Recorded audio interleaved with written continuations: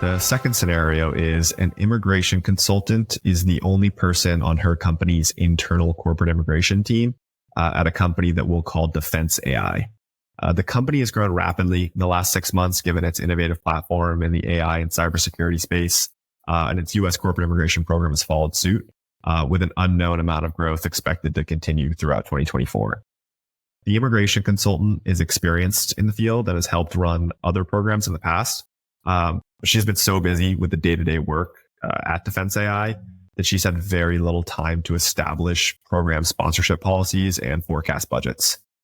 She's now getting some pushback from her CHRO and CFO on costs, and they're requesting more regular budget forecasts for the program. What is your diagnosis for the challenges that this immigration consultant is facing? And what recommendations do you have for her to balance her heavy day-to-day workload with providing regular budget updates to her higher-ups? Yeah, this is a good one. And I love working with clients like this. And when they're going from, a startup to expansive growth stage, we find a lot of the small companies are in sort of this no policy stage, that they're really just, there's someone in HR wearing multiple hats. They don't have a built out global mobility.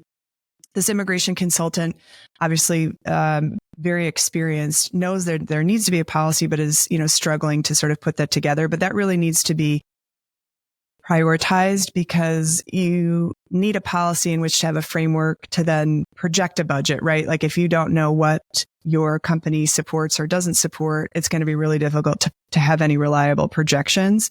So that's sort of the first key piece to answering the CHRO and CFO's answer on costs. And I suspect that's just what they're looking for, that they're just looking for some sort of understanding. Again, depending on the type of business they are, they might need that for future investment. They might need that for, just projected growth and how to support that growth. So it might not be a pressure so much as to contain the cost as it is to just understand what the costs are and rein in just an understanding and a way to work with them. So often these types of companies are, looking to recruit the best and brightest. So they're going to have a pretty comprehensive, robust, generous package. And you'll look at that policy in line with their recruitment policies, along with their sort of general company culture. You want to make sure all of those align when you're developing the company policy for immigration sponsorship. The request, like I said, coming from the CHRO and CFO, it sounds like just having reliable budget forecasts rather than the cost containment, but also asking the question, what's the goal here? How frequently do they want to receive those reports? And how are they being measured when the immigration consultant is supporting this request? The other thing to think about with a highly successful AI company with this kind of explosive growth, they probably have some extraordinary ability employees working there.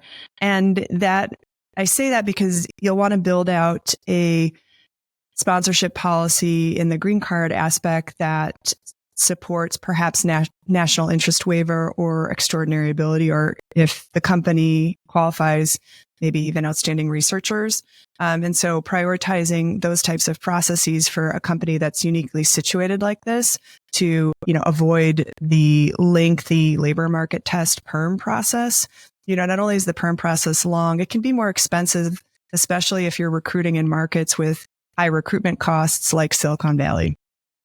So that's all to say that by developing a robust sponsorship policy in the green card space and analyzing the employee's eligibility for viable national interest waiver EB-1, you can actually have a more cost-effective program, and your employees will end up being much happier.